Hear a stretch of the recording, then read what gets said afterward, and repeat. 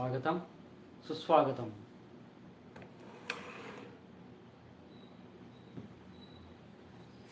ఈ వారం కలియుగ భగవద్గీత అధ్యాయం 16.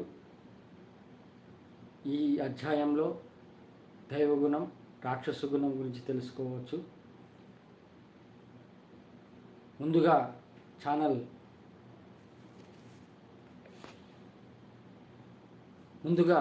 Channel introduction. ఈ ఛానల్ మీకోసం, ఆ ఏడుకొండల వెంకటేశ్వర స్వామి మీకోసం ఈ కలియుగంలో మళ్ళీ పుట్టకుండా, పునర్జన్మ లేకుండా చేసుకోవడానికి, ఆ ఏడుకొండల వెంకటేశ్వర స్వామి శరణు వేడితే మోక్షం పొందడానికి ఎలా అనేది ఈ కలియుగ భగవద్గీత ఛానల్ ద్వారా తెలుసుకోవచ్చు. ఈ ఛానల్ ఫాలో అయితే మీరు ఆ ఏడుకొండల వెంకటేశ్వర స్వామిని ఫాలో అయినట్టే. ఇక ఈ ఛానల్ 17 భాషల్లో అవైలబుల్ ఉంది. దీంతోపాటు కలియుగ అన్నమయ్య ఛానల్ నిజమైన దైవభక్తి అంటే ఏంటో తెలుసుకోవడానికి, అలాగే పప్పీస్ లవ్, మూగజీవి ప్రేమ, ఆ మూగజీవి యొక్క ప్రేమను ఎలా పొందాలి, దాని ద్వారా మనము నిజమైన ప్రేమను ఎలా తెలుసుకుంటాము అనేది ఈ ఛానల్ ద్వారా తెలుసుకుంటాము.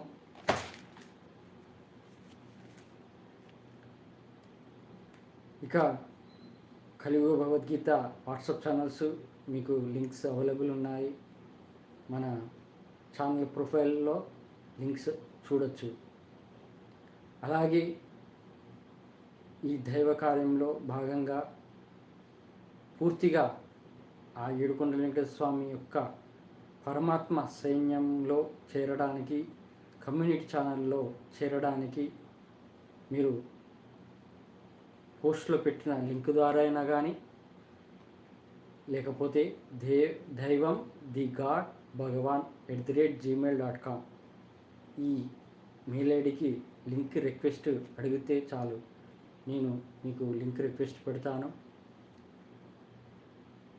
ఇక నేను రీసెంట్గా ఒక వీడియో పెట్టాను, పరమాత్మలో ఐక్యం అవ్వటం ఎలా. అది మనం రెగ్యులర్గా వీక్లీ చెప్పేదే కదా.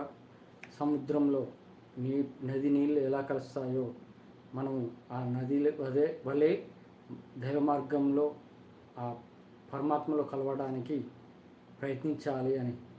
అది వీడియోకి చాలా రెస్పాన్స్ వస్తుంది. తెలుగు, హిందీ, ఇంగ్లీష్, తమిళ్, మలయాళం చాలా రెస్పాండ్ అవుతున్నారు. ఇక ముందు వేరే భాషల్లో కూడా వస్తుంది. ఇక ఈ వారం అధ్యాయం కలియుగ భగవద్గీత అధ్యాయం 16. ఇక మీకు ఈరోజు ప్రతి శనివారం ఆ ఏడుకొండల వెంకటేశ్వర స్వామి నాకు ఏదో ఒక మంచి జ్ఞానాన్ని ప్రసాదించేటట్టు చేస్తాడు. అది ఈరోజు జరిగింది. తెల్లవారుజామున 5-6 ప్రాంతంలో కళలో ఒక స్వామీజీలాగా ఆ వెంకటేశ్వర స్వామి ఎదురుగా వచ్చి, నేను ఆయన చూసి నిలబడ్డాను. ఆయన నా కళ్ళపై ఇట్లా చెయ్యి వేసి ఏదో మంత్రం చదివాడు. చదివాక నాకు కళ్ళల్లో ఏదో మెరుపు వచ్చినట్టు వచ్చి కొద్దిగా బాడీ షేక్ అయినట్టు అయింది. ఆ తర్వాత ఆయన కళ్ళ మీద నుంచి చెయ్యి తీసేసి, నీలో వెంకటేశ్వర స్వామి అంజనా ఉంది అని, నీలో వెంకటేశ్వర స్వామి అంజనా ఉంది అని అన్నాడు. నాకు ఎప్పుడైనా దైవ కళలు వచ్చాయంటే, మేలుకొచ్చిందంటే మళ్ళీ నిద్ర రాదు. ఆ తర్వాత మేల్కున్నాక వెంకటేశ్వర స్వామి అంజనా అన్నాడే అనే ఆలోచనతో నేను ChatGPTలో మీనింగ్ ఏంటి అనేది తెలుసుకోవడానికి ChatGPTలో టైప్ చేశాను. వెంకటేశ్వర స్వామి అంజన అంటే ఏమిటి అని చాట్‌జీపీటీని అడిగితే సంస్కృత భాష అంజన అని, తెలుగులో అయితే అంశం అని వివరించింది. వెంకటేశ్వర స్వామి అంశం అంటే దైవ సంబంధమైన ఆలోచనలు, మనసు ఆ దైవంపైనే భక్తితో ఉండటము, ఇతరులను మంచిగా చూడటము, ధర్మం కోసం, ముఖ్యంగా ధర్మం కోసం పోరాడటము, ఇంకా ఆ దేవునికి వెంకటేశ్వర స్వామి యొక్క ఏవి గుణాలు ఉంటాయో ఆ గుణాలన్నీ నాలో ఉన్నాయని దాని అర్థం అది వివరించింది చాట్‌జీపీటీ.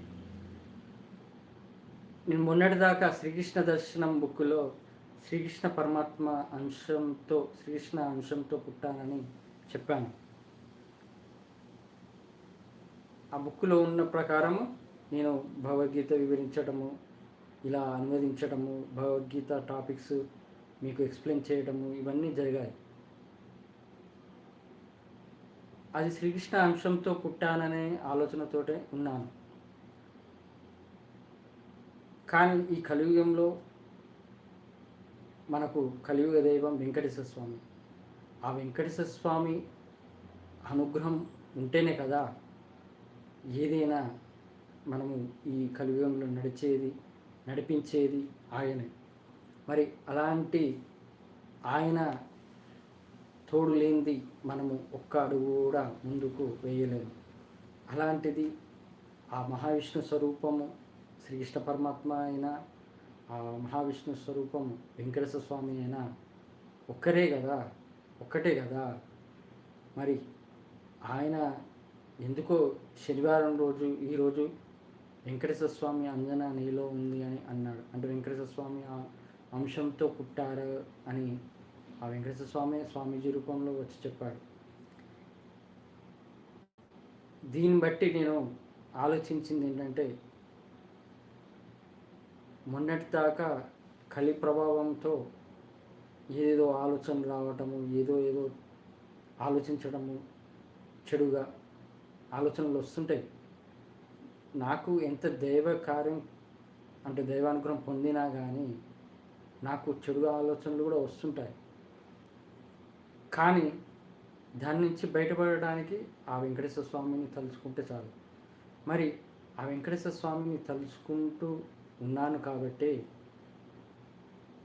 ఆయన అనుగ్రహం పొందాను. మరి ఆ వెంకటేశ్వర స్వామి అంశంతో పుట్టానని కూడా నాకు ఈరోజు నిరూపించాడే. ఆయన ఇంకా ఎన్ని మిరాకిల్స్ చేస్తాడో, ఆయన ఒక్కొక్కటి నేర్పిస్తాడు. ఆ ఒక్కొక్కటి నేర్పిస్తున్న దాన్ని బట్టి మనం వెళ్తూ ఉండాలి, ఆయన దారిలోనే వెళ్తూ ఉండాలి. అంతేకాని మనము వేరే తీరుగా కాకతాళీయంగా తీసేయద్దు. దైవంపై నమ్మకంతో, దృఢ విశ్వాసంతో వెళ్తే ఖచ్చితంగా నీ విజయం తథ్యం.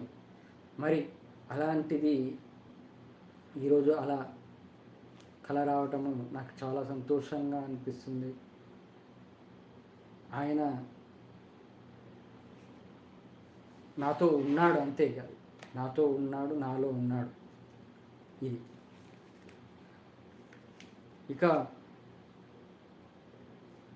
ఇది ఎందుకు వచ్చిందంటే మీకు చెప్పాను, అద్భుతం జరగబోతుందని.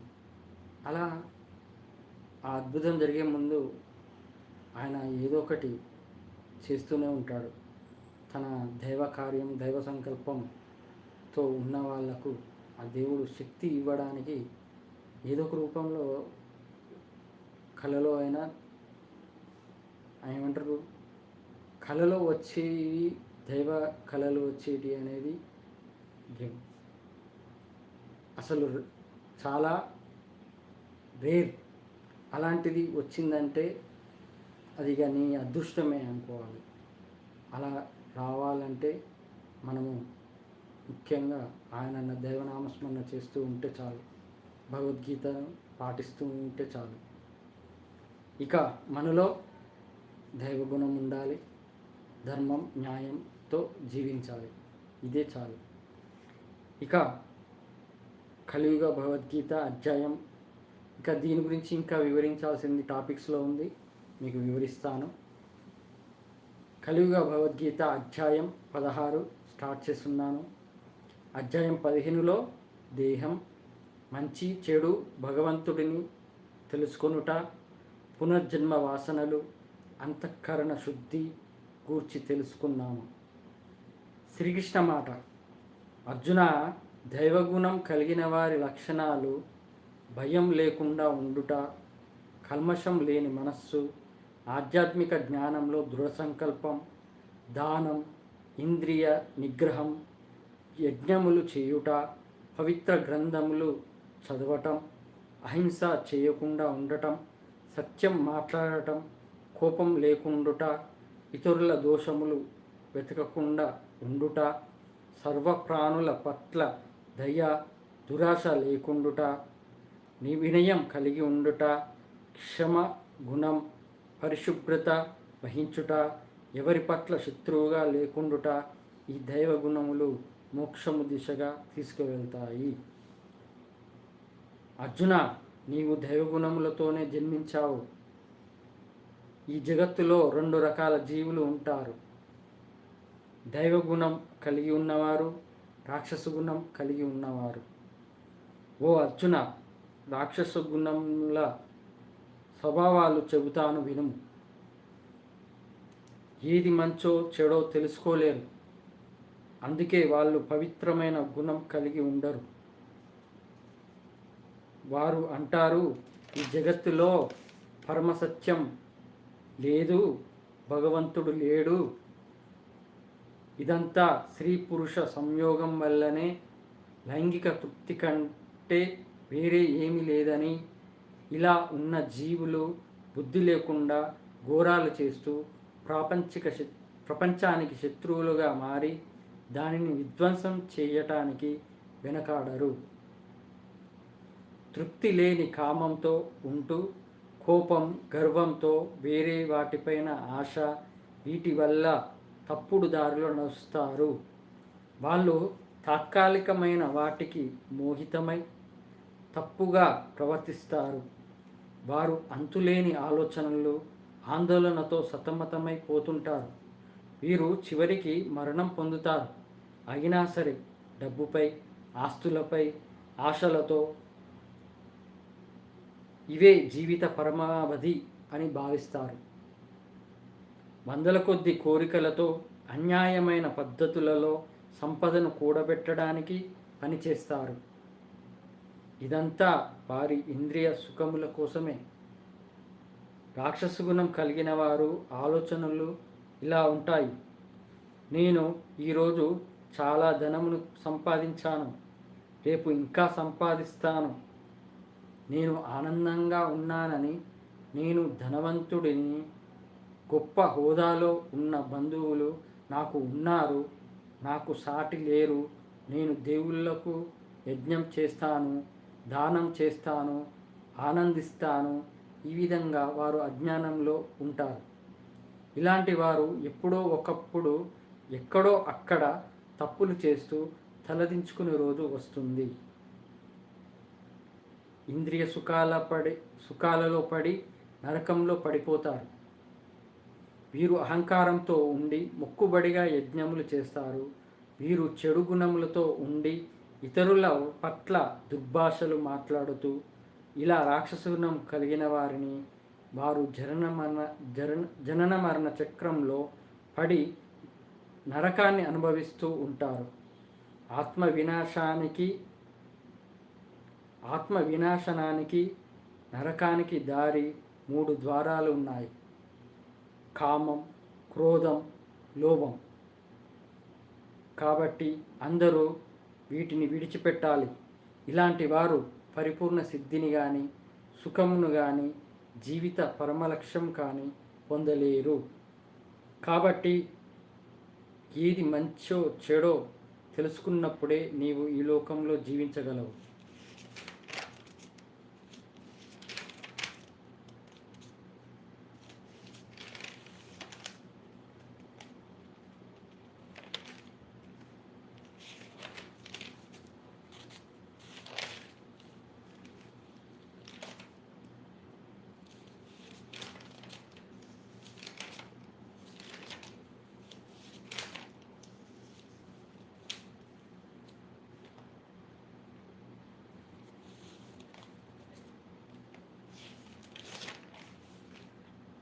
ఇప్పుడు చెడు గుణం అంటే రాక్షస గుణం కలిగి ఉన్న వాళ్ళు ఎలా ఉంటారో తెలుసు.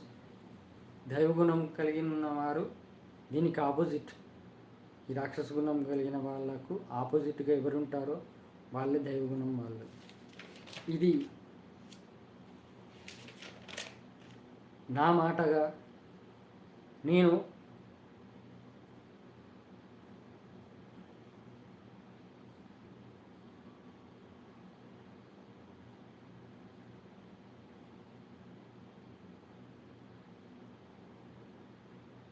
నాకు దైవగుణాలు ఉన్నాయి కాబట్టే వెంకటేశ్వర స్వామి నాకు మోక్షంని ఈ జన్మలోనే కలిగించేటట్టు చేశాడు.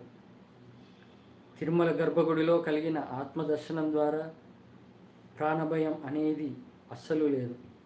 ఇది ఉన్నవారు దేనినైనా ఎదుర్కోగలరు.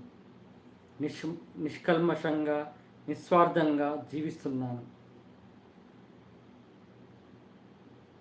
దైవగుణం అంటే ఒకరు బాధపడితే తన బాధగా భావించి బాధపడతారో వారిలో ఉన్నదే దైవగుణం. ఎక్కడో ఉక్రెయిన్లో యుద్ధం జరిగితే వాళ్ళ గురించి బాధపడ్డాను, ఆ దేవునికి ప్రార్థన చేశాను. మరి అలాంటిది అలా ఉన్నాను కాబట్టే ఆ వెంకటేశ్వర స్వామి రప్పించుకున్నాడు. తిరుమలకు వెళ్ళాలంటే మనం వెళ్ళటం కాదు, ఆయన ఆజ్ఞ ఉంటేనే వెళ్తాము. అలాంటిది నన్ను రప్పించుకున్నాడు, పిలుచుకున్నాడు. ఎంతో ఎంతో బాధతో ఎంతో కష్టాల్లో ఉన్నప్పుడు ఆయన పిలుచుకున్నాడు. అదే బాధతో వెళ్ళాను. ఆయన గర్భగుడిలో ఆత్మదర్శనం పొందాను. ఇక ఆ ఆత్మదర్శనం ద్వారా నాకు ప్రాణభయం అనేది లేదు. ఎప్పుడు పోవాలనుకుంటే అప్పుడే పోతాను. ఆ వెంకటేశ్వర స్వామి ఎప్పుడు తీసుకుపోవాలంటే అప్పుడు తీసుకుపోతాడు, అంతే. ఇక నాకు ఎవరినైనా ఎదిరించే శక్తి ఇచ్చాడు. నాలోని కల్మషం లేని మనస్సు, నిస్వార్థంగా జీవిస్తున్నాను, స్వార్థం లేకుండా జీవిస్తున్నాను నేను. దైవంపై దృఢ నమ్మకం, అందువలనే నేను ఈ ఛానల్ పెట్టడం జరిగింది. ఇంద్రియాలను నిగ్రహించుకోవటం, కోపం, ఆవేశం, భయం, బాధ, అహంకారం, ఈర్ష్య, ద్వేషం అన్నీ తీసివేశాను. భగవద్గీతని అనువదించటం ఇది నా ఈ జన్మకి ఇచ్చిన వరం. అధర్మంగా ఉంటే ఎవరినైనా ఖచ్చితంగా అడిగి తీరుతారు. అధర్మంగా ఎవరైనా ఉంటే ఖచ్చితంగా అడగాలని, వాళ్ళని మార్చడానికి, ధర్మం కోసం మార్చడానికి ఖచ్చితంగా అడుగుతాను. అన్ని జీవులలో నా దేవుడు ఉన్నట్టే భావిస్తాను. ఇప్పుడు ప్రపంచమంతా నడిపించేది ఆయన, వెంకటేశ్వర స్వామి. ఈ ప్రపంచంలో మూగజీవాలైనా మనమైనా పుట్టించింది, ఆఖరికి తీసుకుపోయేది కూడా ఆయనే. అలాంటిది మన కోసం మన జీవన నడవడికలో మనకు కావాల్సినవన్నీ ఇస్తున్నాడు. కరెంటు, మొబైలు, వాటరు, గ్యాసు, అన్ని కూరగాయలు, మనము జీవనం కొనసాగించడానికి ఉద్యోగము, వ్యాపారము. అలాగే ఏ వస్తువు అయినా నువ్వు కట్టకపోయినా, నువ్వు కట్టుకునే ఇల్లు అయినా ఒక మనిషి కట్టించిందే కదా. ఆ మనిషిని సృష్టించింది కూడా ఆ వెంకటేశ్వర స్వామే. ఆ వెంకటేశ్వర స్వామే ఆ మనిషిని సృష్టించి నీ ఇల్లు కట్టుకోవడానికి ఎలా అనేది ఆయనకు ఆ ఇల్లు కట్టుకునే జ్ఞానం ఇచ్చాడు. అంటే సబ్జెక్ట్ నాలెడ్జ్ ఆయనకి ఇచ్చాడు కాబట్టే కదా నీకు ఇల్లు కట్టించాడు. అన్నీ ఇస్తాడు దేవుడు, కానీ మనలో ఒక అహంకారం ఉంటుంది. ఇది నాది, ఇది నేను అనే అహంకారం ఉంటుంది. అది తీసివేయాలి. అంతా ఆయనే ఇస్తున్నాడు, అందరిలోనూ ఆయనే ఉన్నాడని భావిస్తే నీకు ఆ వెంకటేశ్వర స్వామి ఖచ్చితంగా నీ దగ్గరికి వస్తాడు, నీలోనే ఉంటాడు.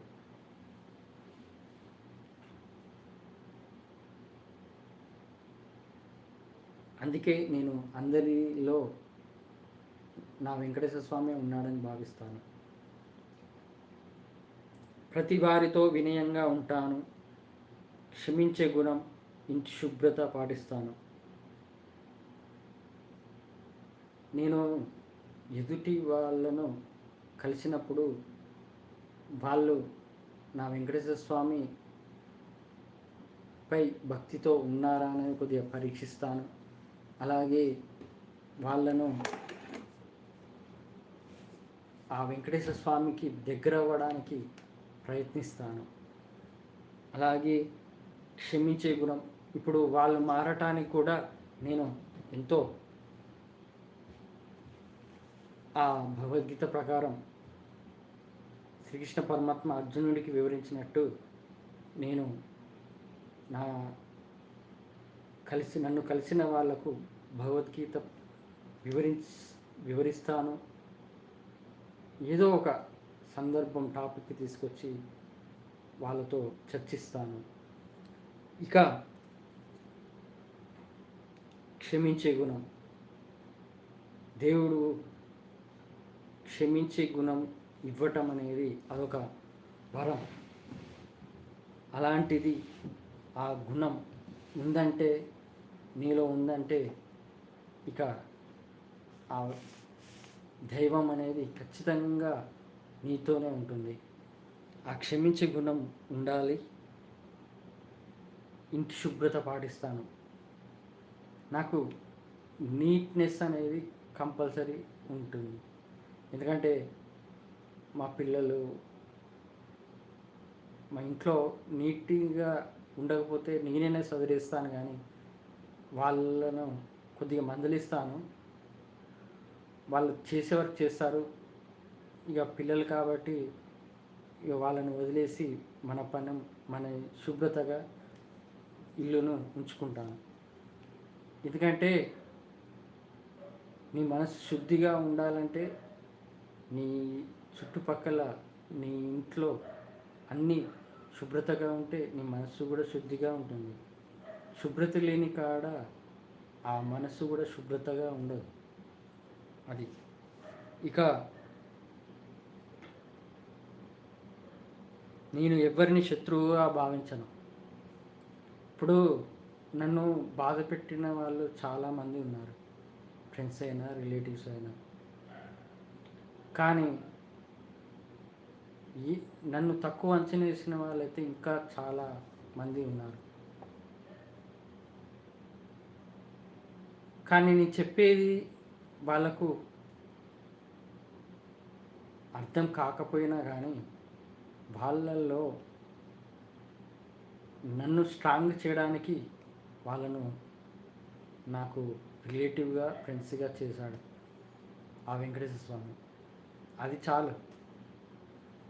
నేను స్ట్రాంగ్ కావడానికి వాళ్ళు నాకు సహాయపడ్డారు కదా, అది చాలు. ఇక వాళ్ళ ఆలోచన, వాళ్ళ తీరు, వాళ్ళ బిహేవియర్ అవన్నీ ఆలోచిస్తే అది వాళ్ళ కర్మను బట్టి ఆ దేవుడు నడిపిస్తూ ఉంటాడు. మనము ఇది మంచిది అని చెబితే అది తెలుసుకొని దాన్ని కరెక్ట్గా పాటించే వాళ్ళు కొంతమంది. కానీ నువ్వెవరు నాకు చెప్పేది అనే ఆలోచనతో అహంకారంతో ఉంటారే, ఆ దేవుడు వాళ్ళని అసలు నా వైపు రాకుండా చేయడానికే అడ్డుపడతాడు. ఎందుకంటే వాళ్ళలో అహంకారాన్ని పెంచుతాడు. ఎందుకు? వాళ్ళ పూర్వజన్మ పాపాలైనా ఈ జన్మ పాపాలైనా కర్మలు అనుభవించాలంటే వాళ్ళు ఆ తీరులోనే ఉండాలి. కాబట్టి వాళ్ళకు ఈ జన్మలలో లేదు అని, ఈ జన్మలో దైవానుగ్రహం పొందే ఆలోచన లేదు, వాళ్ళకి ఈ జన్మ లేదు దైవానుగ్రహం పొందడానికి అనే భావన మనలో ఉంటే చాలు. ఇప్పుడు నన్ను ఫాలో అవుతున్నారు సబ్స్క్రైబర్లు, వాళ్లకు నా వైపు రావడానికి కారణం ఆ వెంకటేశ్వర స్వామి నా వైపు రప్పిస్తున్నాడు. మిమ్మల్ని కూడా నాలాగా మార్చడానికి తయారు చేస్తున్నాడు. ఇది చాలదా? ఎవరో మారట్లేదని మనం బాధపడడం కాదు, నా వైపు ఎవరు వస్తున్నారో వాళ్ళు నా వల్ల మారుతున్నారు కదా అనే ఆలోచనతో సంతోషపడడం ముఖ్యం. మారట్లేదని వాళ్ళ గురించి ఆలోచిస్తే అది మనకే వేస్ట్, మనకే మన బ్రెయిన్ని మనమే పాడు చేసుకున్నట్టు.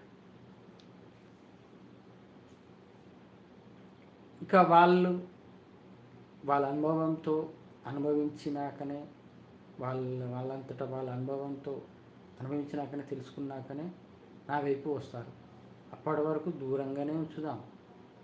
ఆ దేవుడు ఎంతవరకు దూరం ఉంచుతాడో అంతవరకే ఉంచుతాడు. తర్వాత దగ్గర రావాలనుకున్నప్పుడు ఏ విధంగా అయినా తీసుకునేటట్టు చేస్తాడు, దగ్గరకు వచ్చేటట్టు చేస్తాడు. ఎందుకంటే వాళ్ళ పాపకర్మలు అనుభవించేదాకా అది నడుస్తూనే ఉంటుంది. అలా దూరంగానే ఉంటారు, అంతే.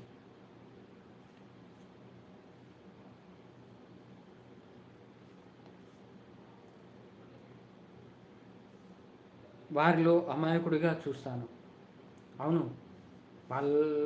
వాళ్ళకు దేవుడిచ్చింది జ్ఞానం, సంపాదించుకుంటున్నారు, సంతోషంగా ఉంటున్నారు. కానీ దాన్ని చూసుకొని మురుస్తున్నారే, అదే జ్ఞానం అనుకొని భావిస్తున్నారే, అదే జీవిత ధ్యేయం అని అనుకుంటున్నారే. అలాంటి వాళ్ళు అమాయకులే. రేపు అన్నీ పోతే, అన్నీ అశాశ్వతం అని తెలుసు భగవద్గీత ప్రకారం. అన్నీ పోతే అప్పుడు వాళ్ళు అమాయకులే కదా. అది వాళ్ళ అజ్ఞానానికి వదిలేయాలి. ఎక్కడో జరిగే యుద్ధంలో బాధపడుతున్న వారు గూర్చి ఆలోచించి ఆ దేవుణ్ణి ప్రార్థించడమే నా యొక్క దైవగుణం. ఇదే నాకు ఈ జన్మకు మోక్షం పొందేలా దారి తీసింది. అవును,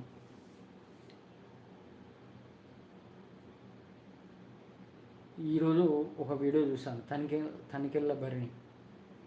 ఏంటంటే ప్రకృతిని ఆదరించి, ప్రకృతి గురించి ఆలోచించి శుచి శుభ్రతతో ఉన్నవాళ్ళు, ప్రకృతి కూడా వాళ్లకు సహకరిస్తుంది అని అన్నాడు. అదే ప్రకృతిని పక్కన పెట్టి తన స్వార్థంగా జీవిస్తున్న వాళ్ళైతే ఆ ప్రకృతి కూడా పట్టించుకోదు అని ఆ వీడియోలో ఉంది. అంటే నువ్వు ఎదుటి వారిలో వాళ్ళ సంతోషాన్ని చూడటానికి నువ్వు ప్రయత్నిస్తే అప్పుడు నీలో సంతోషం కోసం ఆ పరమాత్మ కూడా నిన్ను సంతోషంగా ఉంచడానికి ప్రయత్నిస్తాడు. అలా కాకుండా తన స్వార్థంగా, తనదే సంతోషమే చాలు, ఇతరుల సంతోషం గురించి నాకెందుకు అని ఆలోచనతో ఉంటే, దీనికి లాజికల్గా ఆలోచిస్తే ఆ పరమాత్ముడు కూడా నీకు సహకరించడు అని అర్థం. ఇప్పుడు ఈ టాపిక్స్లో చెప్తాను, టాపిక్లో ఉంది. Next continue. భగవంతుడు లేడు అన్నవారు ఆలోచించాలి. అసలు తను ఎలా పుట్టాడు, తల్లి ఎలా వచ్చింది, అమ్మ పాలు ఎలా త్రాగాడు, అమ్మ పాలు ఎలా వచ్చాయి అమ్మకి, ఇదంతా ఆలోచించిన వారు దేవుడు లేడని అనరు. ఇప్పుడు జరుగుతున్నది కామంతో అత్యాచారాలు, చిన్న పిల్లలపైన 10th క్లాస్ చదివే విద్యార్థి నుండి మొదలు పెడితే ముసలితనం వచ్చిన వారు కూడా వీళ్ళు నరకంలో పడిపోతారు ఖచ్చితంగా. టెర్రరిస్ట్ లాంటి మనుషుల వల్ల ప్రపంచానికి ఆపద. ఇప్పుడు భగవంతుడు లేడు అని అన్న వాళ్ళకు ఇది సూపర్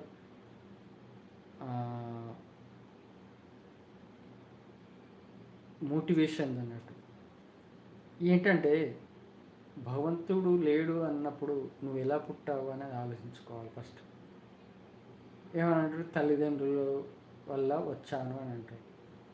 మా తల్లిదండ్రులు, తండ్రి తర్వాత తల్లి, మా తల్లి కడుపులో ఎలా పుట్టావు, ఎలా అవయవాలు పెరిగాయి, ఎలా పిండం వచ్చింది, అలాగే పుట్టినాక తల్లి పాలు ఎలా తాగావు, తల్లి పాలు తాగితేనే కదా పెరిగేది. మరి తల్లి పాలు తాగినప్పుడు ఆ తల్లి పాలు ఎలా వచ్చాయి? దేవుడు సృష్టించిన ఈ శరీరంలో మనకు జీవన అభివృద్ధిని జీవించడానికి కావలసిన అన్నీ ఇస్తున్నాడు అమ్మ శరీరం నుండి కూడా. మరి అలాంటప్పుడు మీ అమ్మ కూడా పుట్టింది ఒకరి కడుపులోనే కదా, వాళ్ళమ్మ కడుపులోనే కదా. మరి అలాంటప్పుడు నువ్వు ఎట్లా దేవుడు లేడని అంటావు? అది అజ్ఞానం యొక్క ఆలోచన. అది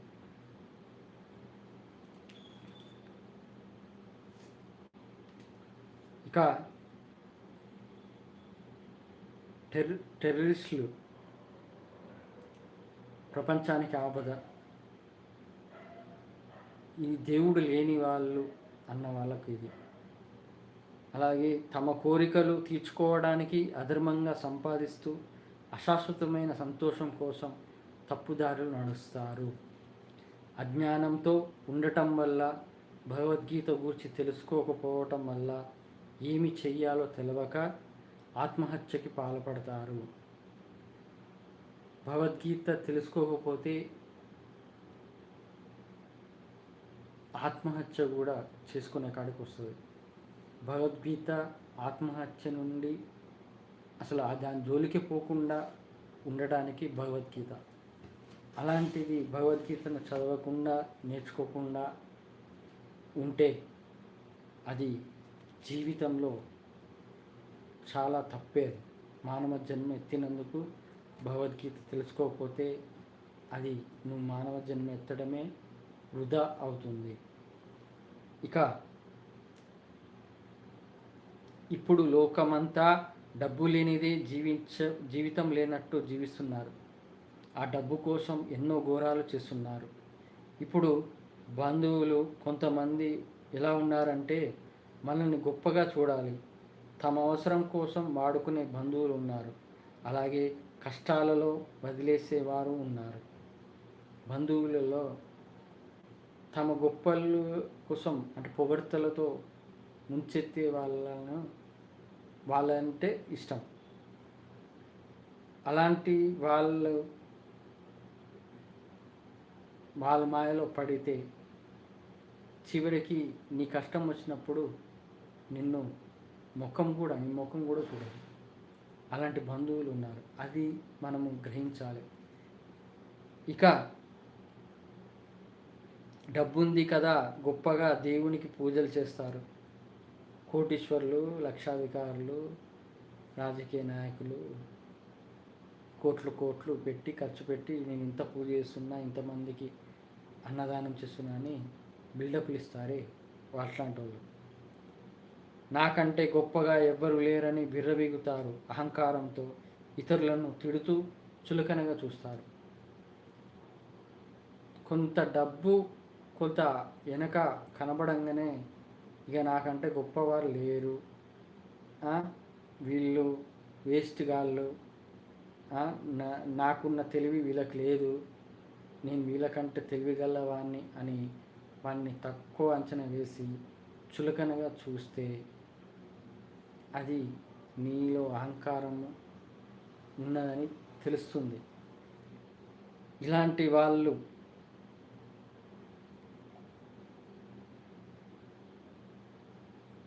వాళ్ళు దేవ అనుగ్రహం పొందడానికి అర్హులు కారు.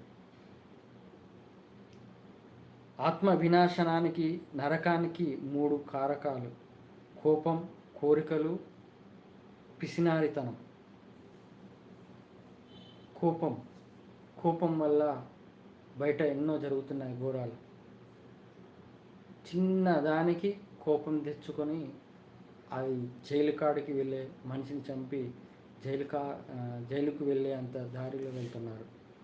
ఇక కోరికలు, ఆ కోరికలు నెరవేర్చుకోవడానికి అధర్మంగా దారి వెళ్తున్నారు. చాలా ఘోరమైన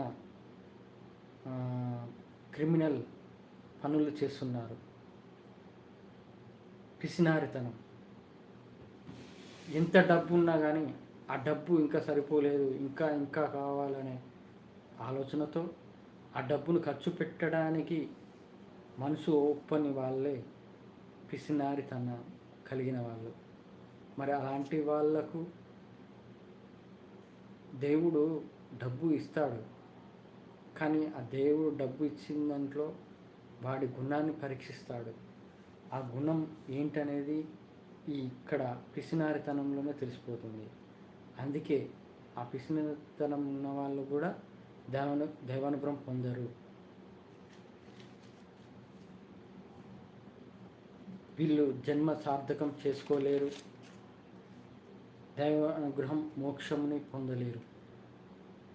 ఈ అధ్యాయంలో దైవగుణం, రాక్షస గుణం గురించి తెలుసుకున్నాం. దైవగుణం అంటే ధర్మంగా, న్యాయంగా, భగవద్గీత ప్రకారం నడిస్తే నీలో మానవత్వం, అంటే ఇతరుల బాధను నీ బాధగా భావించి బాధపడినప్పుడే నీలో మానవత్వం ఉందనే అర్థం. అలాంటిదే దైవగుణం. ఆ దైవగుణం ఉంటే చాలు, నీకు ఆ దేవుడు ఖచ్చితంగా దగ్గరికి నిన్ను మోక్షప్రాయ మార్గంకి తీసుకెళ్ళేటట్టు చేస్తాడు. ఇదండి అధ్యాయం 16. వచ్చే వారం అధ్యాయం 17. ఇక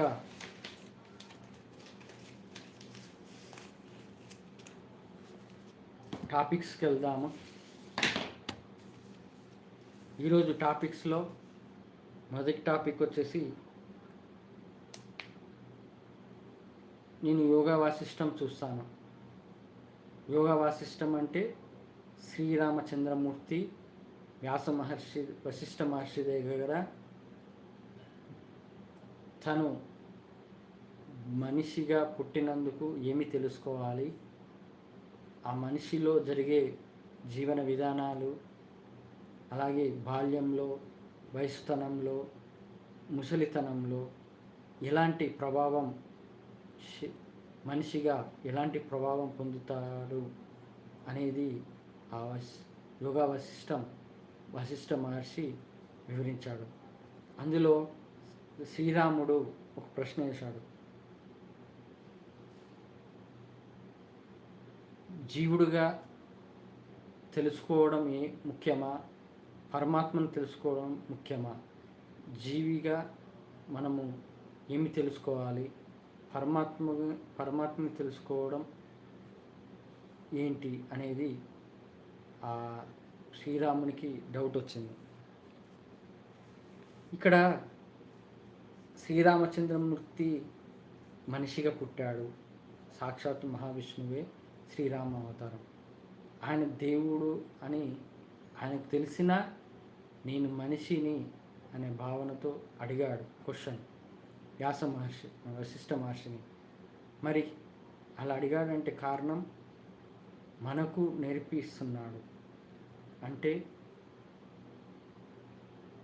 జీవిగా తెలుసుకోవటం ముఖ్యమా, పరమాత్మను తెలుసుకోవటం ముఖ్యమా, జీవుడిని తెలుసుకోవటం ముఖ్యమా, పరమాత్మను తెలుసుకోవటం ముఖ్యమా అనేది ఆ శ్రీరామచంద్రమూర్తి మనకు ఇండైరెక్ట్గా నేర్చుకోమని చెబుతున్నాడు.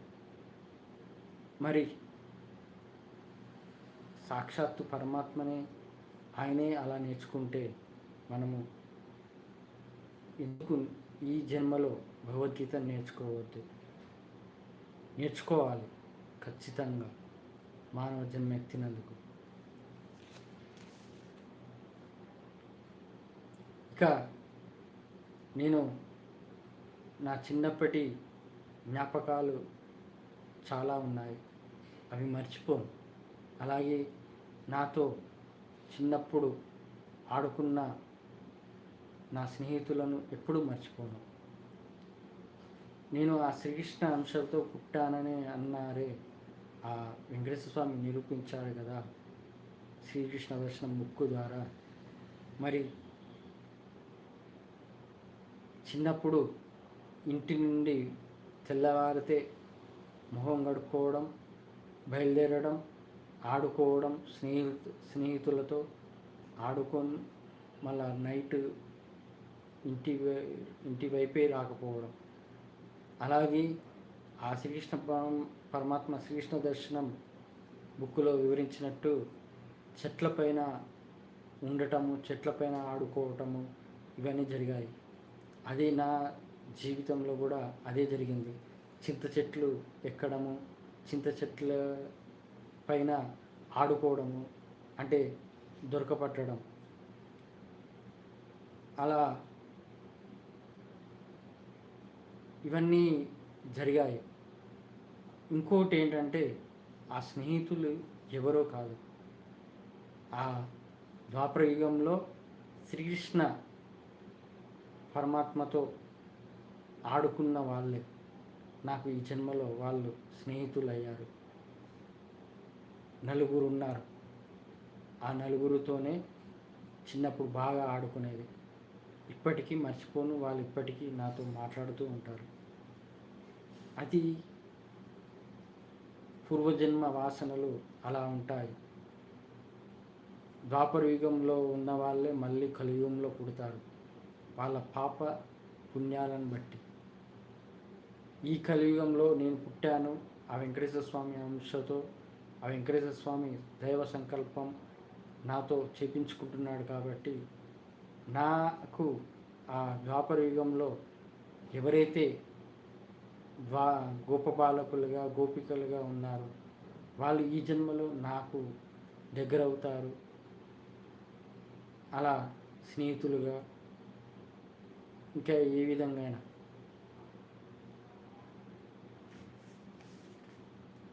అందుకే చిన్నప్పటి స్నేహితులు అయిన నా ఊరు వరంగల్ దగ్గర నర్సంపేట, ఆ నర్సంపేట ఊరిలో పెరిగాను. నేను నా ఇంటి ముంగట గుడి ఉంటుంది. ఆ గుడి ఆంజనేయ స్వామి గుడి. ప్రతిరోజు ఆంజనేయ స్వామి దర్శనం చేసుకుంటాను, ప్రదక్షిణ చేసి వస్తాను. అలా ఆయన నాకు దగ్గరగా ఉన్నాడు.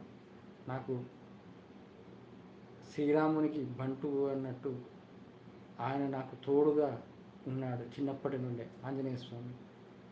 అది నా జన్మ, ఈ జన్మకు సార్థకమా, నా అదృష్టమా, అది ఆ ఏడుకొండ వెంకటేశ్వర స్వామికి ఎంతో రుణపడి ఉన్నాను నేను ఈ జన్మ ఇచ్చినందుకు.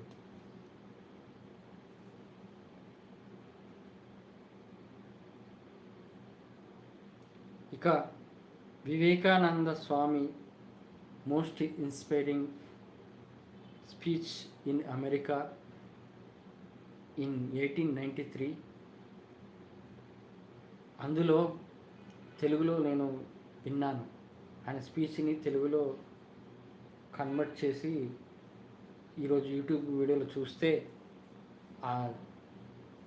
ఏమి మాట్లాడాడని తెలుసుకోవడానికి నేను వింటే అందులో పూర్తిగా భగవద్గీత గురించి చెప్పాడు. భగవద్గీతలోని ఆత్మదర్శనం గురించి, ఆత్మజ్ఞానం గురించి చెప్పాడు స్వామి వివేకానంద.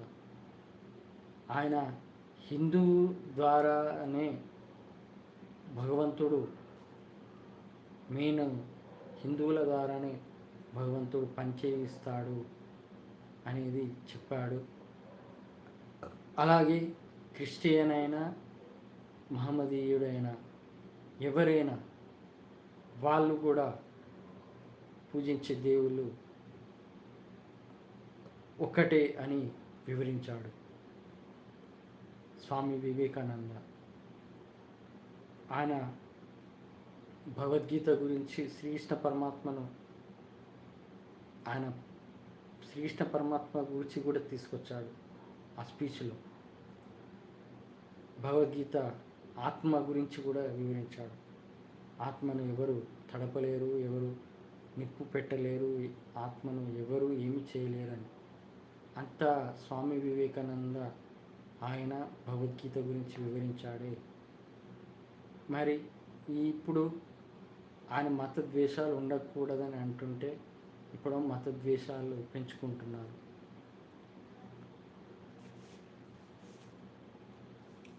చూడండి, యూట్యూబ్లో Swami Vivekananda most inspiring speech in America అని కొట్టండి, కంపల్సరీ ఆ వీడియో చూడండి తెలుగులో. ఇక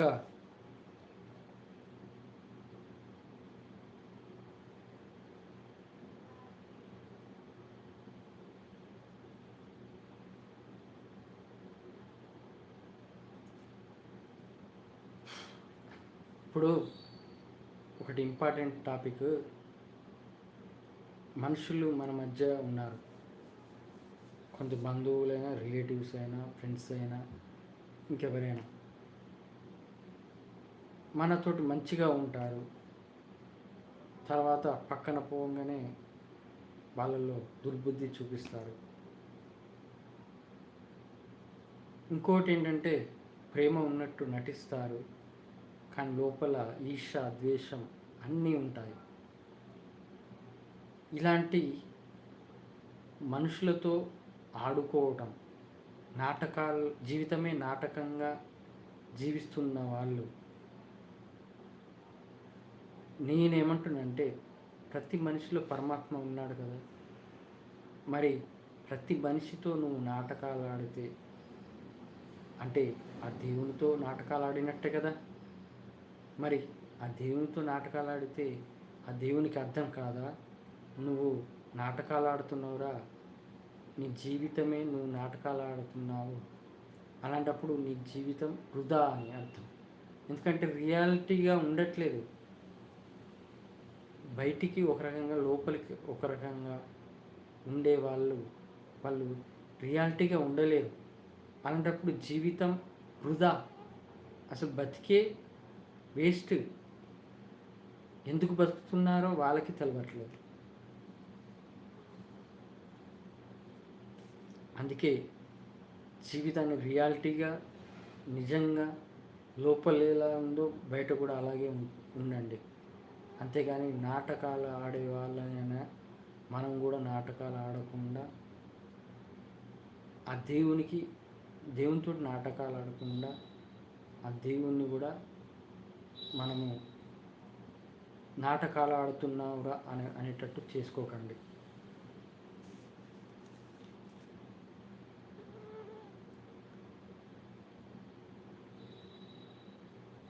నాకు అప్పుడప్పుడు ఆలోచనలు వస్తుంటాయి, చెడు ఆలోచనలు. అది కలి ప్రభావం.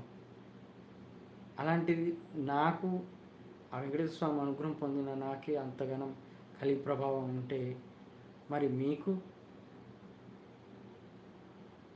ఇంకా దైవానుగ్రహం పొందే మార్గంలోనే ఉన్నారు. మరి మీకు కలి ప్రభావం ఎంత ఉంటుంది? అందుకే జాగ్రత్తగా ఉండండి. భగవద్గీతను నేర్చుకోండి, భగవద్గీత ప్రకారం నడవండి, నిత్య దైవనామస్మరణ చేయండి. ఖచ్చితంగా ఆ కలి ప్రభావంలో పడరు. ఈరోజు వచ్చిన కళ వల్ల ఆ పూర్తిగా ఆ కలిని తీసేసినట్టే. నిజంగా అలా చేశాడు ఆ వెంకటేశ్వర స్వామి.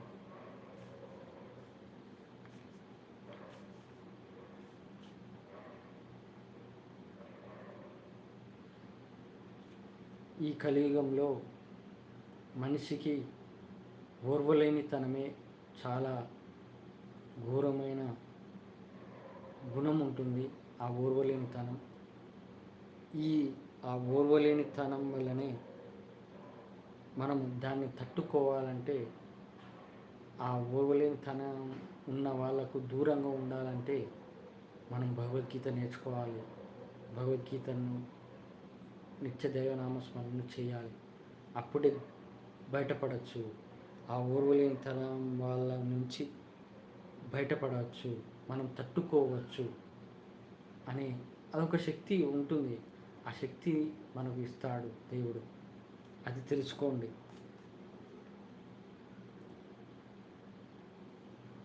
ఇప్పుడు ఒక మనిషి, ఇప్పుడు నేనైనా బాధపడ్డానంటే ఆ బాధలో నేను ఏమి నేర్చుకున్నానని ఆలోచిస్తాను. ఆ బాధ ద్వారా నన్ను స్ట్రాంగ్ చేయడానికి ఏమి చేస్తున్నాడనేది నేను ఆలోచిస్తాను. అది బాధలో ఉన్నప్పుడు తెలుసుకోవాల్సిన, ఆలోచన చేయాల్సింది ఇది. అదే బాధపడుతూ కుంగిపోతూ మానసికంగా ఇబ్బంది పడుతూ వాడు అన్నాడు నా ఆడ అన్నాడని నీకు నువ్వు కుంగిపోతే అది నీకు నువ్వే తక్కువ అంచనా వేసుకున్నట్టు అర్థం. అది అలాంటి వాళ్ళకు కూడా దేవుడు ఇష్టపడడు. వాళ్ళు తక్కువ అంచనా వేసుకుంటే దేవుడు ఇష్టపడడు. అది అర్థం చేసుకోండి.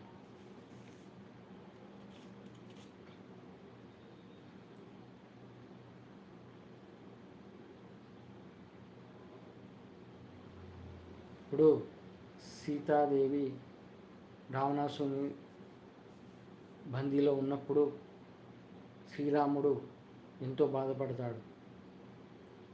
అయినా కానీ తన సీతాదేవి కోసం ఓర్పుతో సహనంతో ఆ బాధను భరించి గుండెను రాయి చేసుకొని ఆయన ఆమె కోసం ఎంతో మనిషిగా ఎన్నో కష్టాలు పడతాడు. అలాగే ఈ కలియుగంలో భార్య భర్తలు కొత్తగా పెళ్లి చేసుకున్న వాళ్ళైనా సంసార జీవితాన్ని కొనసాగిస్తున్న వాళ్ళైనా ఒకరి కష్టంలో ఒకరు పాలు పంచుకోండి. అలాగే చిన్న చిన్న వాటికి కోపంతో పెద్దగా చేసుకోకండి. భార్య భర్తలు ఇంకోటి ఏంటంటే ఇప్పుడు కొత్త ఫ్యాషన్ అయిపోయింది. పెళ్ళి కాగానే పెళ్ళి అయ్యేటప్పుడు వేద మంత్రాలతో అగ్నిగుండం సాక్షిగా తాళి కట్టించుకుంటారు. మళ్ళీ తర్వాత పెళ్ళైన 2-3 రోజులకే తాళిని తీసేసి బోడిగా నడుస్తారు మెట్టెలు లేకుండా. ఇలాంటి హిందూ సాంప్రదాయం పాటించని వారు ఎందుకు పెళ్లి చేసుకుంటారు అసలు?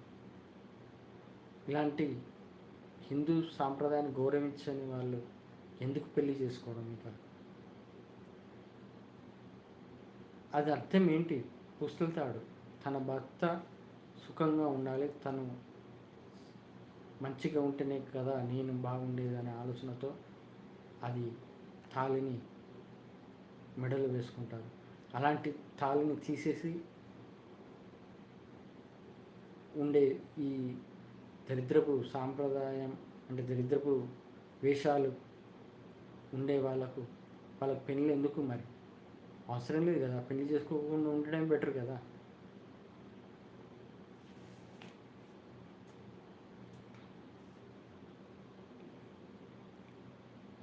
యోగా వాసిష్టంలో నేను ఇంకోటి తెలుసుకున్నాను.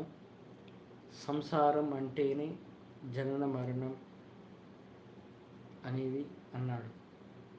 ఈ సంసార జీవితమే జనన మరణ చక్రం. అంటే నువ్వు ఈ జనన మరణ చక్రంలో పడటానికి సంసార జీవితం ఒకటి దారి అనే అర్థం.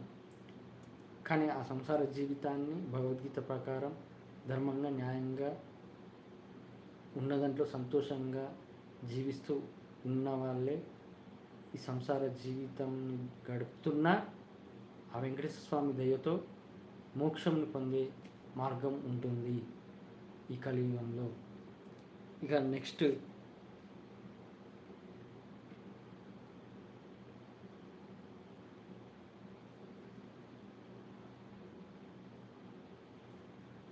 హోప్ అనేది ఒక దైవం మీదనే పెట్టుకోండి. నీ భార్య పిల్లలు నీ భర్త పిల్లలపై కాదు. ఎందుకంటే సపోజ్ ఎగ్జాంపుల్ ఒక ఎడారిలో ఒంటరిగా నిలబడతావు. ఆ ఎడారిలో ఎవ్వరు ఉండరు, నువ్వు ఒక్కడివే ఉంటావు. అప్పుడు అమ్మ నాన్న కొడుక బిడ్డ అని తలిస్తే వస్తారా? రారు కదా.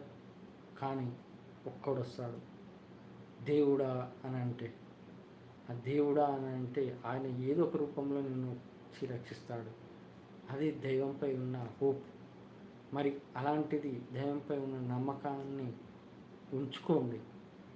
అది మిగతా వాళ్ళంటారా ఫ్యామిలీ మీద అంటే, ఇప్పుడు ఈ కలి ప్రభావం ఎలా ఉంటుందంటే ఎవరిని ఎలా చిటికలో మార్చేసే రోజు ఉంటుంది. అది పిల్లలైనా, భార్య అయినా, భర్త అయినా ఎవరిని ఇట్లా చిటికలో మార్చేస్తుంది. కలి ప్రభావం అలా ఉంటుంది. వాళ్ళ స్వార్థం పరంగా, వాళ్ళ జీవన పరంగా ఇలాంటి అలా తెప్పిస్తాడు. అలా పరిస్థితులు తెప్పిస్తాడు కూడా. అలా వచ్చినప్పుడు అప్పుడు వాళ్ళని నమ్ముకుంటే ఏం లాభం? కాబట్టి దైవాన్ని నమ్ముకోండి అని అంటున్నాను. 1 minute.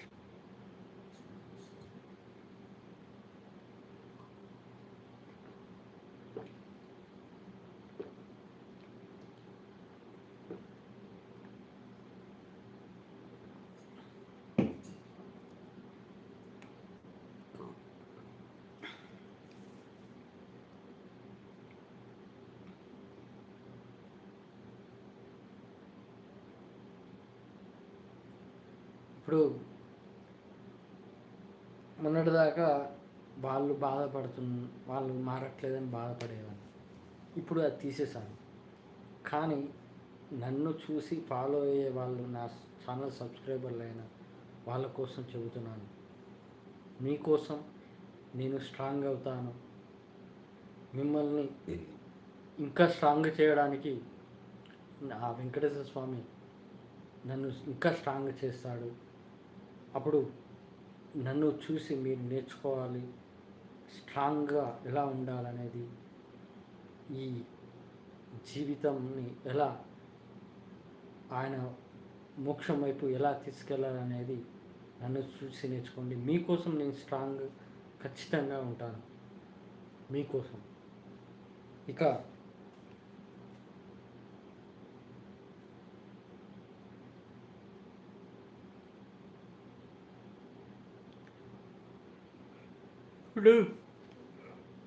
ఇప్పుడు అహంకారం అనేది ఎంత ఘోరమైనదంటే, ఎంత దరిద్రపు జీవితాన్ని నరకాన్ని అనుభవిస్తున్నా కానీ తనలో ఉన్న అహంకారాన్ని పోగొట్టుకోడు మనిషి.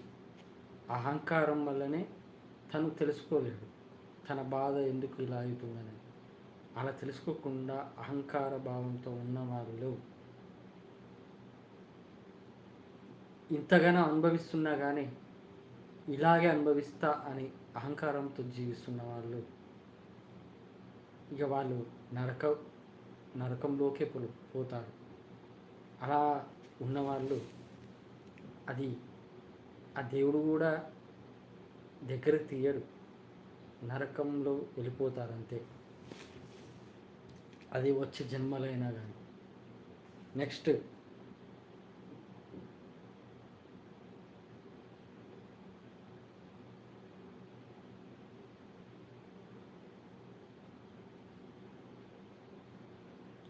ఇప్పుడు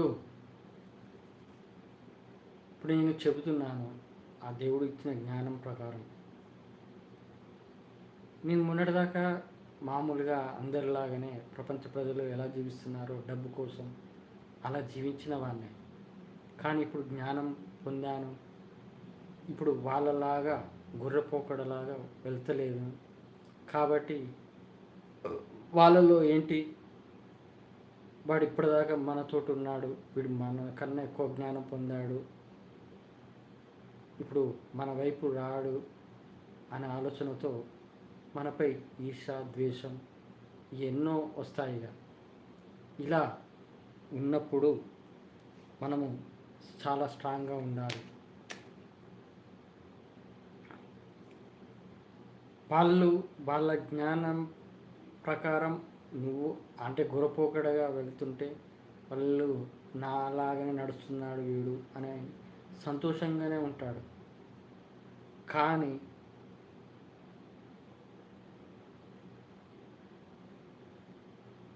వానికన్నా అజ్ఞానం నుండి బయటికి నువ్వు వచ్చి జ్ఞానాన్ని సంపాదిస్తే వానిలో ఎక్కడ లేని ఓర్వలేనితనం, తట్టుకోలేని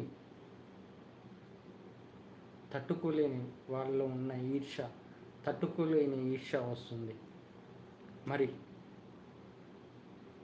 నేనేమంటున్నానంటే, నీ రిలేటివ్స్ అయినా, ఫ్రెండ్స్ అయినా, నీ వాళ్ళైనా, ఎవరైనా భగవద్గీత నేర్చుకోని వాళ్ళైనా, భగవద్గీత నేర్చుకున్న వాళ్ళు ఆలోచించండి. వాళ్ళు అజ్ఞానంలో ఉండి నరకంలో బాధలు పడుతుంటే నువ్వు కూడా నాలాగానే బాధపడుతున్నావు కదా అని ఆలోచిస్తారే కానీ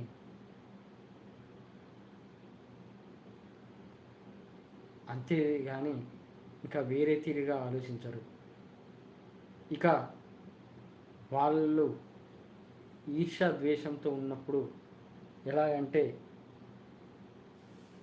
వీడు నాకన్నా జ్ఞానాన్ని పెంచుకున్నాడు ఎక్కువగా అనే ఆలోచనతో ఈర్ష్య ద్వేషంతో మనతో ప్రవర్తన అనేది డిఫరెంట్ అయిపోతుంది. అప్పుడు మనము దూరంగా ఉండడమే మంచిది.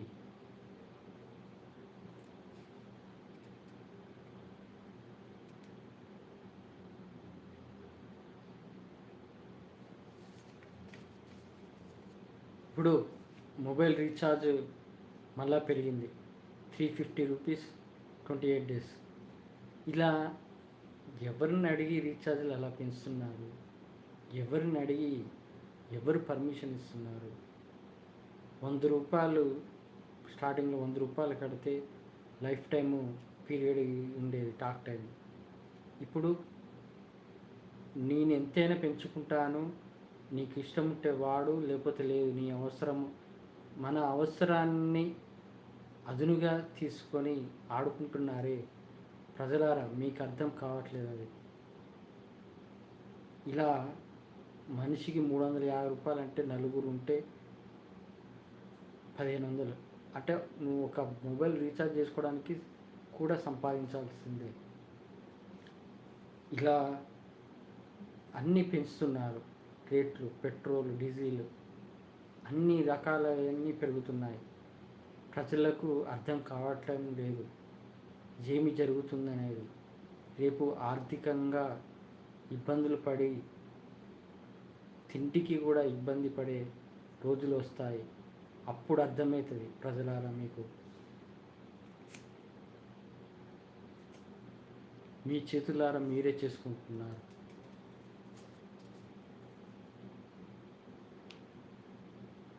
హీరో హీరోయిన్ వాళ్ళలో ఏముంటుంది స్పెషల్? ఏమంటే సినిమా తీస్తారు, తర్వాత డబ్బులు వస్తాయి, తర్వాత ఆ ఒళ్ళును చూసుకొని మురుస్తారు. మరి అంతే తప్ప ఇంకా వాళ్ళలో ఏముంది స్పెషల్? ఒక్క దైవ సంబంధమైన గుణమే ఉందా? ఎవరిని ఎలా ఆస్తులు పెంచుకోవాలా, ఎవరిని ఎలా ఉంచాలా, ఇంకా ఇలాంటి ఆలోచన వస్తాయి. కానీ దైవ సంబంధమైన గుణాలు ఉన్నాయా? భగవద్గీత గురించి ఏమైనా ఆలోచిస్తారా? దేవుణ్ణి మొక్కుతారా? అంతా స్వార్థమే. మరి ఏముంది వాళ్ళలో? మీరెందుకు అభిమానులారా? ఎందుకు వాళ్ళ మీద మీకు అంత అభిమానం? తీసేయండి. మీరు ఒక మాయలో ఉన్నారని తెలుసుకోండి. నెక్స్ట్, కొంతమంది టిప్ టాప్గా తయారవుతారు. సాఫ్ట్వేర్ జాబ్ లాంటి వాళ్ళు అనుకోండి, ఎగ్జాంపుల్. టిప్ టాప్గా తయారవుతారు, సెంటు కొట్టుతారు. ఏంటంటే ఎదుటివాడు ముక్కు పగిలిపోయేటట్టు, అంటే అంత ఘోరమైన సెంట్ స్ప్రే వల్ల స్మెల్ అనేది స్ప్రెడ్ అవుతుంటుంది. అతని చెట్టు నిండైనా వస్తుంది. అసలు స్ప్రే ఎందుకు కొట్టుకోవాలి? అంటే నీ దగ్గర గబ్బు వాసన ఉందని, అంటే నీ శరీరం నుంచి గబ్బు వాసన వస్తుందని, అంటే నీ శరీరం గురించి నీకు ఆల్రెడీ తెలుసు, నీ శరీరమే ఒక గబ్బు అని. మరి అలాంటప్పుడు నువ్వెందుకు మళ్ళీ ఆ శరీరం పైనే మళ్ళా సోకులు, ఆ శరీరం పైనే వ్యామోహం ఎందుకు? అసలు నేను స్ప్రే అనే వాడను. ఎందుకంటే ఆ దేవుడు ఇచ్చిన శరీరం నేను దేనికి ఉపయోగించాలి? దైవ కార్యానికి ఉపయోగించాలి, అందుకే ఉపయోగిస్తాను. అంతేగాని ఈ శరీరాన్ని చూసుకొని మురవటము ఇవన్నీ లేవు. మనం మన బాడీపై ఎప్పుడు వ్యామోహం లేకుండా ఉంటామో అప్పుడు నువ్వు తెలుసుకున్నట్టు, నీలో దేవుణ్ణి తెలుసుకున్నట్టు, నీలో ఉన్న ఆత్మను తెలుసుకున్నట్టు. నెక్స్ట్ టాపిక్,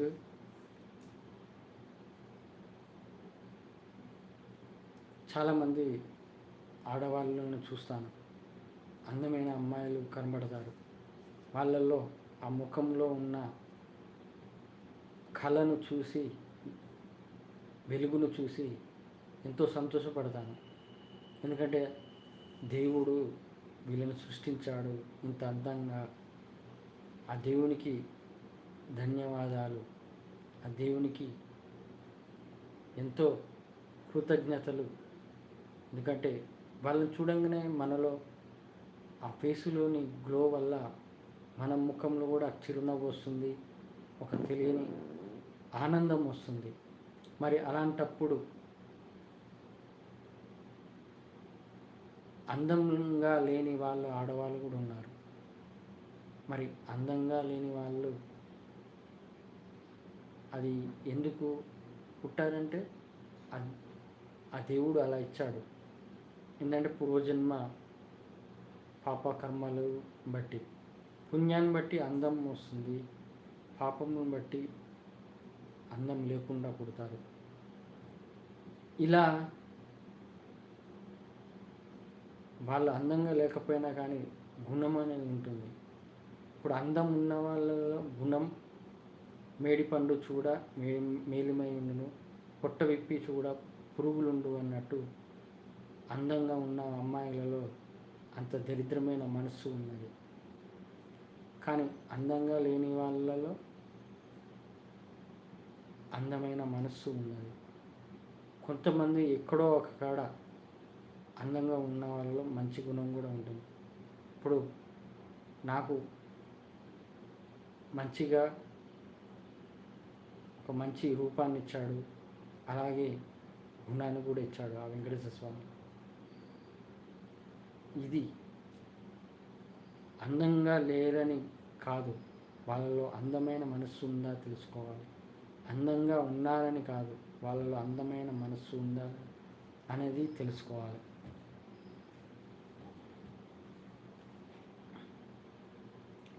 ఇక నెక్స్ట్ టాపిక్, నేను కొబ్బరికాయ కొట్టాల్సిన అవసరం లేదు. కొబ్బరికాయ కొట్టడంలో అర్థం ఏంటి? ఆ కొబ్బరిలోని తెలుపుదనంలాగా మనస్సు శాంతిగా ఉండాలని, ఆ కొబ్బరి నీళ్ళను తీయదనంలాగా నా ఆలోచనలు తీయగా ఉండాలని కోరుకోవాలి. నేను నా మనస్సు శాంతిగా, తెలుపుల శాంతిగా ఉంటుంది, మనశ్శాంతిగా ఉంటుంది, అలాగే నా ఆలోచనలు తీయగా ఉంటాయి. కాబట్టి నాకు ఇక అవసరం లేదు, కొబ్బరికాయ కొట్టాల్సిన అవసరం లేదు. ఇక ఆ కొబ్బరికాయ కొట్టాల్సిన వాళ్ళు ఎవరున్నారో అది మీకు తెలుసు.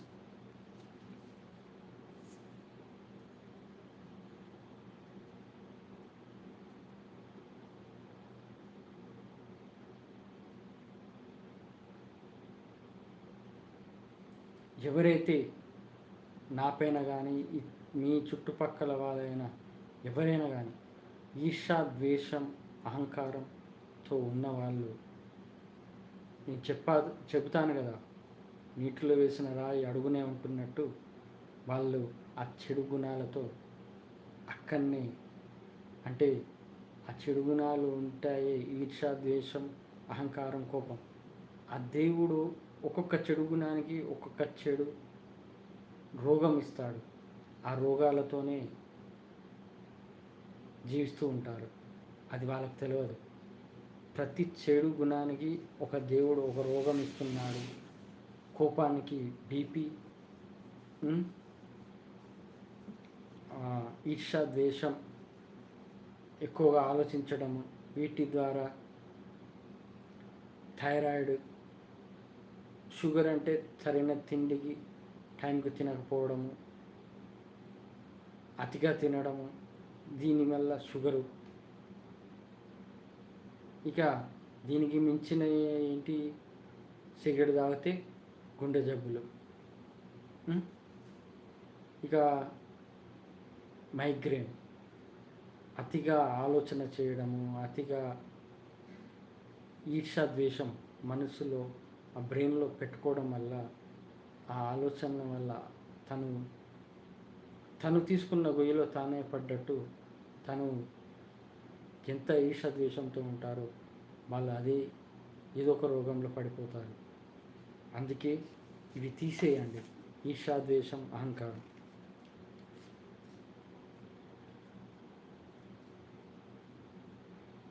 ఆ నీళ్ళలో వేసిన రాయిలాగా అడుగునే ఉంటారు, అజ్ఞానంలో పడి నరకాన్ని అనుభవిస్తారు.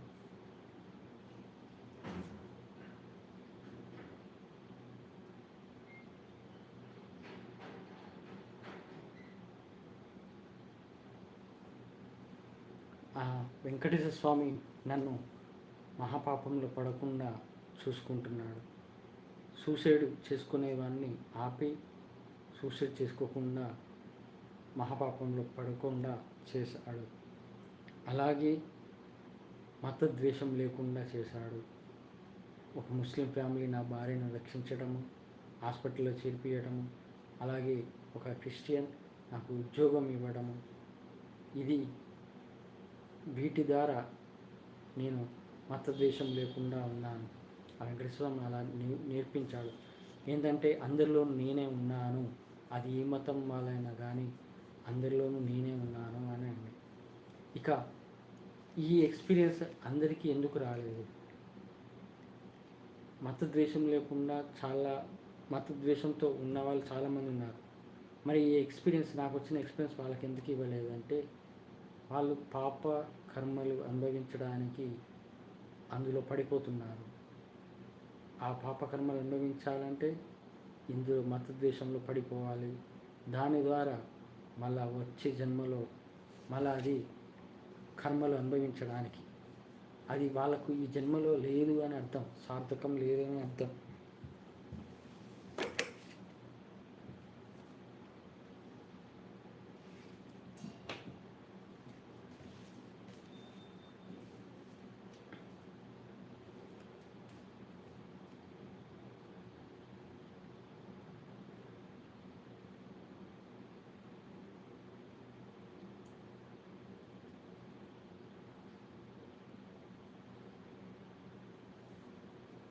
దేవుడు ఎందుకు బిలియనీర్గా పుట్టిస్తాడు? ఎందుకో తెలుసా? వాళ్ళ పాపకర్మలు అనుభవించడానికి. దేవుడు డబ్బున్న వాడిలో పుట్టిస్తాడు. దానివల్ల ఏంటి? అహంకారము, ఈర్ష, ద్వేషము, అలాగే గొప్పలకు పోవడము, దాని ద్వారా అడ్డమైన చెడ్డు అలవాట్లు ఉండడం వల్ల వాడు పూర్వజన్మ పాపకర్మలు అనుభవించడానికి, ప్రారబ్ధ కర్మలు అనుభవించడానికి, ఆ కర్మలు చేయడానికి ఈ డబ్బుగా ఇచ్చినా కానీ వాడు ఏదో ఒక రకంగా ప్రారబ్ధ కర్మలు అనుభవిస్తూ ఉంటాడు. అలాగే డబ్బుని చూసుకొని ఇంకా ఇంకా కావాలని ఆశతో అధర్మంగా వెళ్తారే, వాళ్ళు కూడా పాపకర్మంలో పడిపోవడానికి, వాళ్ళ పూర్వజన్మ పాపకర్మలు అనుభవించడానికి ఆ దేవుడిస్తాడు.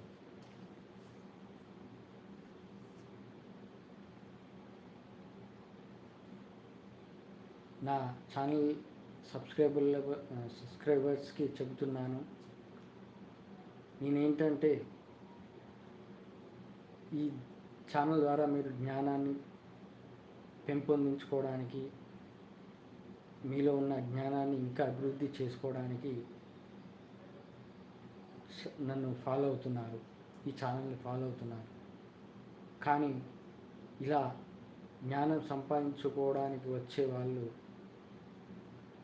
వాళ్ళలో ఒక ఆలోచన ఉండకూడదు. నాకు తెలుసు అనే మాట తీసేయండి. ఆ నాకు తెలుసు అనే మాట పదాన్ని తీసేయండి. జ్ఞానం తెలుసుకునే వాళ్ళు ఇక నాకు తెలుసు అని పక్కకు వెళ్తారే వాళ్ళు వాళ్ళ పాపకర్మను బట్టి వాళ్ళు అనుభవించడానికి, నరకంలో పడడానికి అదొక ఆ పదం యూజ్ అవుతుంది అంతే. ఇక లాస్ట్ టాపిక్ వచ్చేసి రెస్టారెంట్ పిల్లలు. మొన్న రెస్టారెంట్కి వెళ్ళాను. ఒక 10 మంది పిల్లలు ఉన్నారు. చూస్తే 7th to 10th కూడా కాదు, 9th క్లాసు పిల్లలు 10 మంది రెస్టారెంట్కి వచ్చారు తల్లిదండ్రులు లేకుండా. దాంట్లో ఒక అమ్మాయి డ్రెస్సింగ్ బాగలేదు, అంత చిన్న పిల్ల అయినా. ఇక నైట్ 10 అయింది. మళ్ళా ఆ నైట్ 10 గంటలకు వాళ్ళ తల్లిదండ్రులు ఫోన్ చేస్తే వాళ్ళని పికప్ చేసుకోవడానికి కారులో వచ్చి తీసుకెళ్ళారు. వాళ్ళకి ఇప్పుడే ఈ 7th నుంచి 9th క్లాస్ ఉన్న వాళ్ళు వాళ్ళకి ఇప్పుడే అంత ఒక డిగ్రీ స్టూడెంట్, పీజీ స్టూడెంట్ లాగా బిహేవ్ చేస్తే రేపు పెరిగి ఇంకా ముందు ముందు చదువులు చదివే వాళ్ళు ఇంకెంతగా ఘోరంగా తయారవుతారు. ఇప్పటి నుంచే అలా ఉంటే తల్లిదండ్రులు ఇప్పుడు బయట సమాజంలో ఏం జరుగుతుంది ఆడపిల్లల పైన మీకు తెలుసు కదా. తల్లిదండ్రులు ఎలా వదిలేస్తున్నారు 10 గంటల వరకు, రాత్రి 10 గంటల వరకు అంత చిన్న పిల్లవాళ్ళను డ్రెస్సులు, సరైన డ్రెస్సులు లేకుండా